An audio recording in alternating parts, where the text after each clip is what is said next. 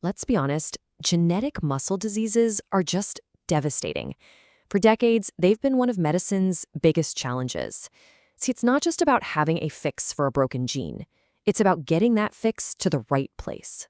Well, today, we're going to dig into a brand new paper that has a pretty wild solution, a biological keycard, one that's engineered to unlock our muscles, and only our muscles, for gene therapy. So think about this for a second. How in the world do you deliver a cure to 40% of the human body? Because that's how much of you is muscle. It's not one single organ you can target, like your liver. No, it's this huge, sprawling network of cells spread out everywhere. Trying to get a tiny genetic package to all of them, it's one of the toughest delivery problems you can imagine in biology. So what have we been trying so far? Well, it's always been this classic dilemma, a real trade-off. On one side, you have things like viral vectors, AAVs, you've probably heard of them, and they are fantastic at getting inside cells. They're like a master key that can open almost any door. The problem?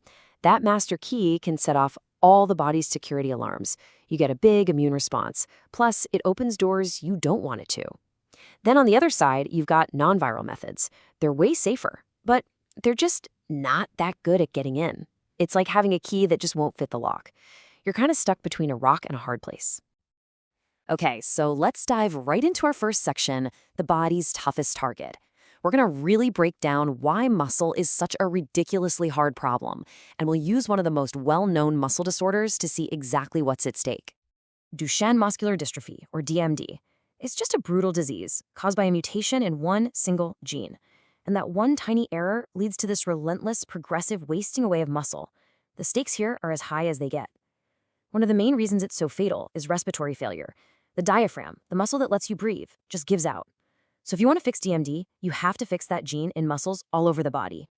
So how did these researchers tackle a problem this massive?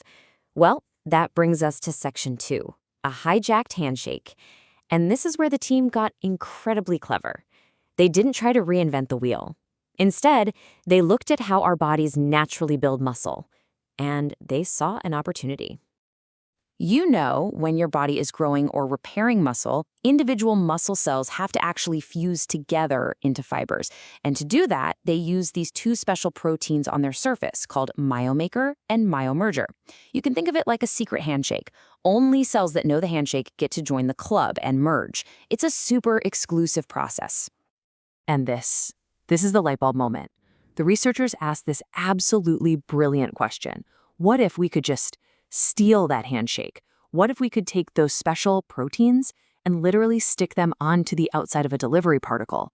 The theory was that particle would then only be able to shake hands and fuse with muscle cells. Nobody else would have the password. So that's exactly what they built. It's some seriously slick engineering. First, they started with a harmless shell, a virus-like particle, or VLP. Think of it as an empty delivery van, no engine, no driver. Second, they covered the outside of that van with myomaker and myomerger. That's the key, the address, the GPS. And third, they put the package inside, the CRISPR-Cas9 machinery needed to go in and edit that broken DMD gene.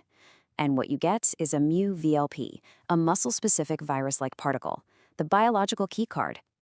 All right, so the idea is brilliant on paper. But you know, a lot of brilliant ideas don't survive contact with reality. Does it actually work? That takes us to section 3. The key card works. And the very first step was to see if this key could find the right lock in a petri dish. And the results? Whoa, they are just crystal clear. When they put their MuVLPs on the target muscle cells, they got a 69% successful delivery. That's fantastic. But here's the kicker. When they put them on cells that weren't muscle cells, less than 8%. It basically ignored them. Now compare that to the old way of doing things, the VSVG method. That thing was like a carpet bomb. It hit over 50% of the wrong cells. The difference is night and day. This was the first real proof that the key card was only opening the right door. Okay, so success in a dish is one thing. That's a huge first step. But the real test, the thing that really matters, is whether it works in a living, breathing system. So that brings us to section 4, rebuilding muscle in mice. The researchers took their MuVLPs and gave them to mice that have the mouse version of Duchenne. And the results were, honestly, they were remarkable. They started by measuring grip strength, a really direct way to see if the muscles are working better. And what they found was a 72% recovery in the treated mice.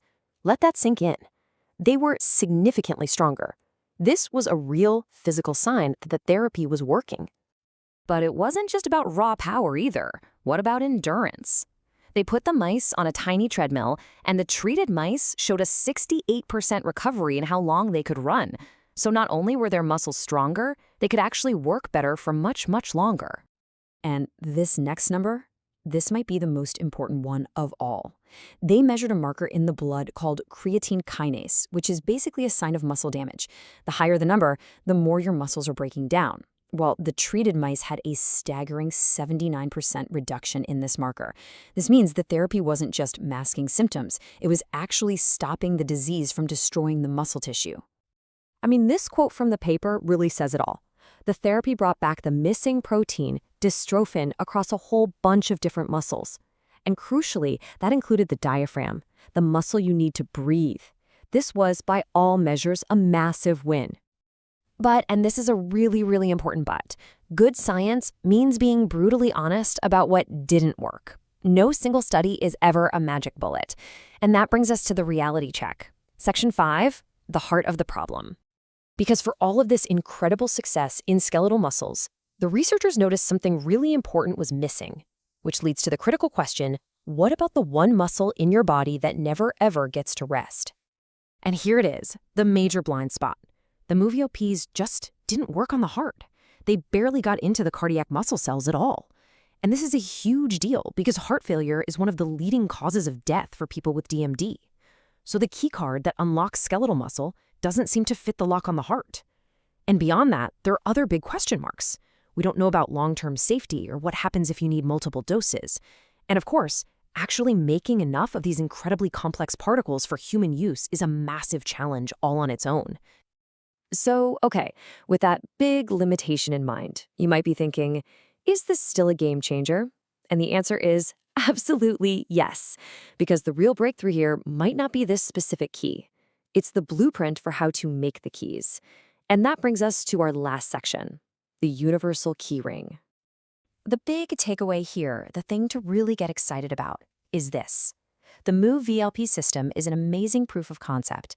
It proves that you can find a tissue's unique secret handshake and build a super specific delivery system around it. So this isn't just about one key for one disease. It's the design philosophy. It's the instruction manual for how to create an entire master keyring. And that leaves us with this incredible, almost science fiction idea. What's the next step? The moonshot? What if we could map out the unique handshakes for every single cell type in the body?